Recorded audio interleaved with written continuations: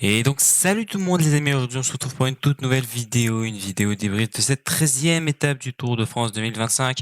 Une étape chrono aujourd'hui qui aurait été quand même assez marquante au niveau du classement général avec une arrivée à Périgueux, une arrivée plus que difficile, une arrivée pour grimpeurs.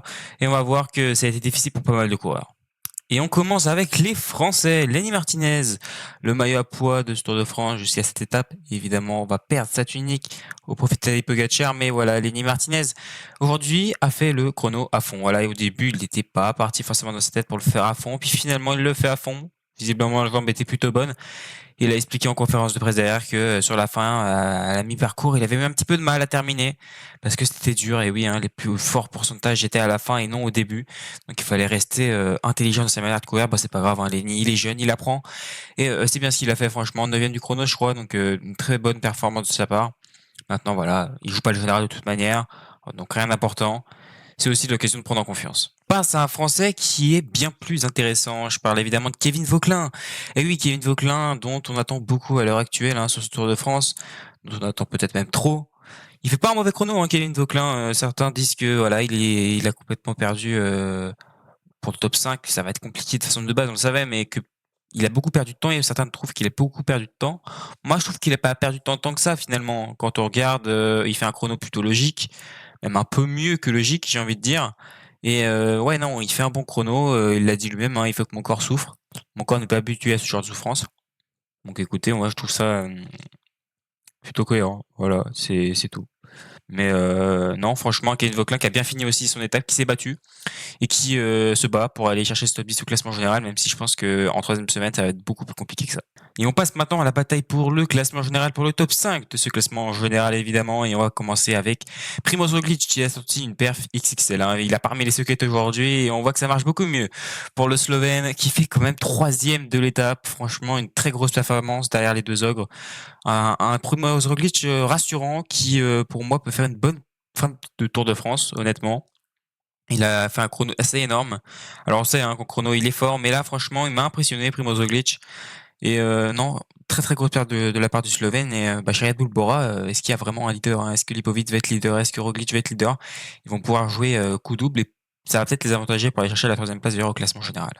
Et oui, le deuxième coureur intéressant pour la Red Bull Bora, c'est Florian Lipovic. Florian Lipovic, quatrième du général à l'heure actuelle, qui a fait un chrono plutôt bon aussi dans l'ensemble, pas un chrono XXL, mais un plutôt bon chrono dans la lignée de ses performances. Pas de grosses surprises, pas de mauvaises surprises non plus. Un Florian Lipovic plutôt fort depuis le début de ce tour. Alors évidemment, il va falloir attendre de voir d'ici la fin de cette seconde semaine et puis d'attendre aussi la troisième semaine parce que c'est souvent en troisième semaine que ce genre de coureur explose. On va voir s'il a les jambes pour tenir. Florian Lipovic qui a déclaré que voilà, il allait falloir jouer à deux avec Primoz Roglic pour aller chercher un éventuel podium. Et le coureur dont on doit parler, les gars, c'est Remco Evenepoel. Remco Evenepoel qui n'était tout simplement pas à son niveau pour un chrono et franchement c'est inquiétant pour le Belge parce que j'ai l'impression que jour après jour ça va de moins en moins bien. Voilà. Déjà sur Otakam, il a pas fait une très bonne étape, pas une très bonne montée, il finit derrière Kevin Vauquelin, ce qui n'est pas normal pour un ancien troisième du Tour de France. Et pour Remco Evenepoel, ça a été encore très compliqué aujourd'hui. Et même Kevin Vauquelin l'a battu aujourd'hui sur ce chrono. Je crois que Kevin fait 11e, Remco fait 12e du chrono. Alors Remco Evenepoel 12e d'un chrono, c'est quand même un petit peu surprenant. Alors oui, il y avait de la montagne, c'est vrai, ça montait, c'était une arrivée de grimpeur clairement, mais normalement sur ce genre de parcours, il doit au moins faire top 5, si ce n'est même top 3. Donc résultat très décevant pour Remco Evenepoel et encore plus décevant parce que il y a un certain Dano qui lui est passé devant sur la ligne, donc il lui a pris 2 minutes le Dano. Et ce Danois, c'est Jonas Vingegaard qui a passé Remco Evenepoel sur la ligne. C'est vous dire à quel point Remco Evenepoel a été mauvais sur ce chrono. Alors oui, Jonas Vingegaard est très fort, certes, c'est un très bon coureur, mais là, c'est inquiétant pour Remco. Mais bon, la page Remco est finie, franchement, pour cette vidéo. Alors Remco qui n'est pas en forme, clairement. Pour Jonas Vingegaard, quand même, il faut qu'on en parle. Jonas Vingegaard a fait un plutôt bon chrono dans l'ensemble. Il perd un petit peu de temps sur Tadej Pogacar, une trentaine, quarantaine de secondes, je crois 37 secondes je crois de perdu sur Tadej Pogacar. Ça reste quand même un écart assez conséquent. Lui explique que qu'il est plutôt content de sa performance, que la journée sur Otakam c'était un jour sans. Je trouve que ça commence à faire un petit peu beaucoup de jours sans quand même du côté de Jonas Vingegaard. T'es déjà à 2 jours sans dans ton Tour de France.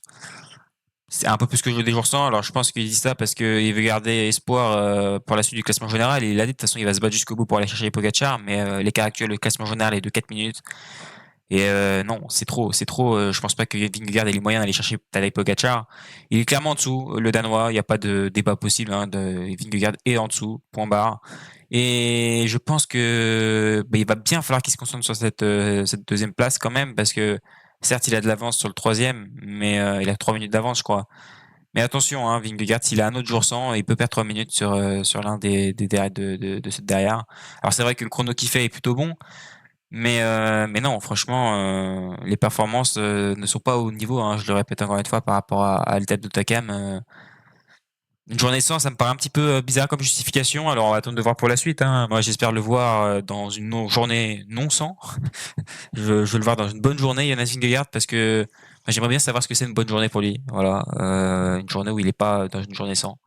Donc j'espère que d'ici la fin de ce tour et dès la 14e étape d'ailleurs, on va espérer avoir un Jonas Vingegaard avec un autre visage. Je pense que Visma va tout tenter pour détrôner Pogacar jusqu'à la fin du tour. Même si bon, je pense que ça va être quand même très compliqué, surtout que Jorgensen est loin en classement général. Alors Jorgensen peut pourquoi pas prendre une échappée, c'est vrai, pour se rapprocher. Mais est-ce que UE va laisser partir Jorgensen? Je suis pas sûr non plus.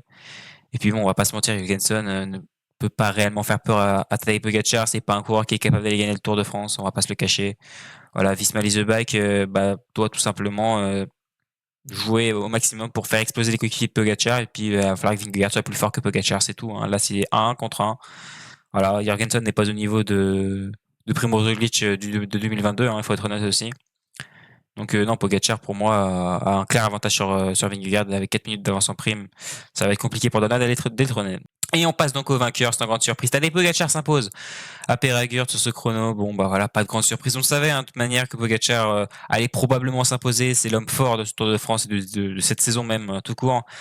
Voilà, Pogacar tout simplement trop fort, encore une fois, 4e victoire d'étape sur ce Tour de France. Honnêtement, il est en train de faire un Tour de France XXL. Hein. Franchement, il peut aller chercher, je crois, le record du nombre de victoires d'étape en une seule année.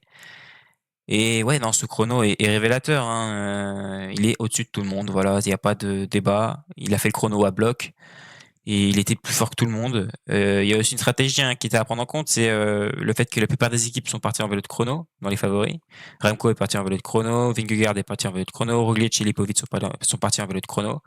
Et le seul coureur, à ne pas être parti en vélo de chrono, bah finalement c'est Tadej Pogacar. Parce que je dis gros coureur parce que Vauquelin est parti avec un vélo comme Pogacar, mais voilà, le seul gros coureur capable de jouer un top 5 au classement général, Tadej Pogacar, et c'est le seul à être parti avec un vélo normal et pas un vélo de chrono. Alors est-ce que ça fait la différence? Peut-être que oui, peut-être que non, je sais pas. Honnêtement, je pense pas que la différence était non plus immense. Mais non, ouais, de toute façon, les jambes parlent avant tout et Pogacar était au-dessus, encore une fois. Un Pogacar qui surdomine et qui, pour moi, a clairement pillé le Tour de France. Je vois pas comment est-ce qu'il peut perdre 4 minutes sur Jonas Vingegaard, ce serait du jamais vu.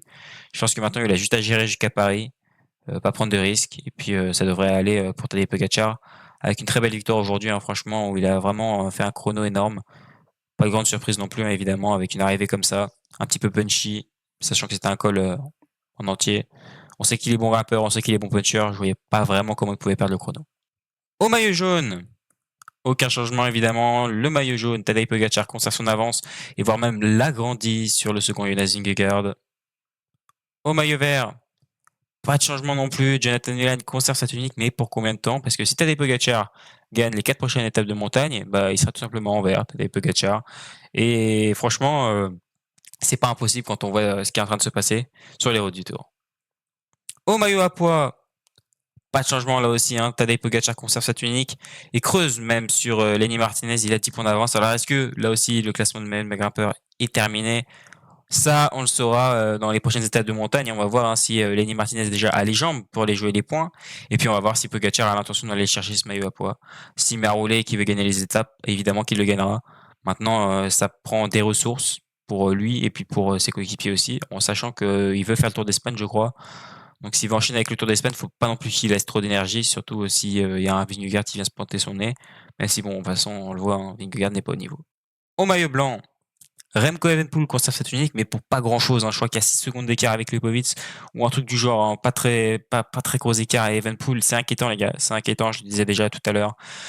Remco, va falloir qu'il se ressaisisse hein, d'ici la fin de ce Tour de France parce qu'il fait pas du tout un bon tour. Il est pas du tout au niveau. Par rapport à l'an dernier, ça n'a rien à voir.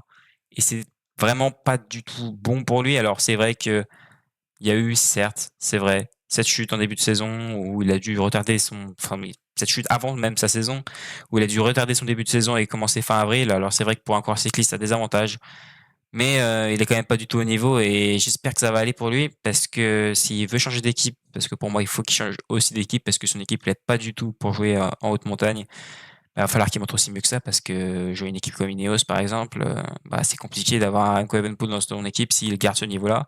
Alors, évidemment, pas de panique. Je pense que Remco va rebondir. Il est sur un Tour de France compliqué parce qu'il a une saison compliquée de toute manière depuis le début de saison, c'est compliqué. Il aura peut-être une saison planche cette année pour Remco Evenepoel. Maintenant, il faut espérer qu'il se résiste en 2026. Le classement général, il est là. Tadej Pogacar est donc en tête avec 4 minutes 7 d'avance sur Jonas Vingegaard. Troisième place pour Remco Evenepoel. 7 minutes 24 et Florian Lipovic, je le disais, donc à 7 minutes 30, donc 6 secondes de retard à peine sur Remco Evenepoel. La bataille est donc bel et bien lancée pour ce podium. À noter aussi Oscar Oni qui est dans les temps pour aller jouer la troisième place, tout comme Kevin Vauquelin et Primoz Roglic. Voilà, c'est les 4-5 coureurs capables d'aller jouer le podium. Honnêtement, je pense que pour Kevin Vauquelin, ça va être très compliqué, hein. On sait qu'il n'est pas non plus un excellent grimpeur. L'étape qui arrive là, c'est une étape de haute montagne, encore une fois, avec le Tourmalet, je sais plus, le col d'Aspin, je crois, je me rappelle même plus où ils arrivent. Enfin bref, demain, ça va être, enfin cet après-midi, du coup, au moment sur la vidéo, ça va être très compliqué. Et je vois pas trop comment Kevin Vauquelin va pouvoir résister. En tout cas, voilà, hein, Primoz Roglic 7e, qui a pu remonter un petit peu aussi au niveau du temps, qui reste quand même assez loin de son de son coéquipier, pardon, Florian Lipovic. Voilà, une 20 d'écart entre les deux, mais Roglic reste dans le match, hein, il faut pas l'oublier. Il a peut-être aussi besoin de prendre en confiance après le Giro qu'il a vécu et les chutes qu'il a eues sur ce Giro.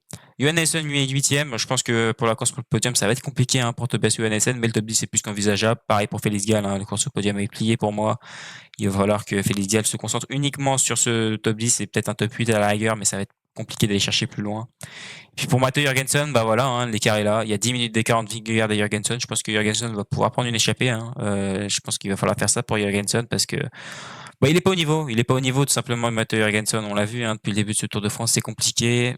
C'est un petit peu ce que je craignais avec lui. Je me suis dit voilà, on l'a vu sur une semaine, il est fort.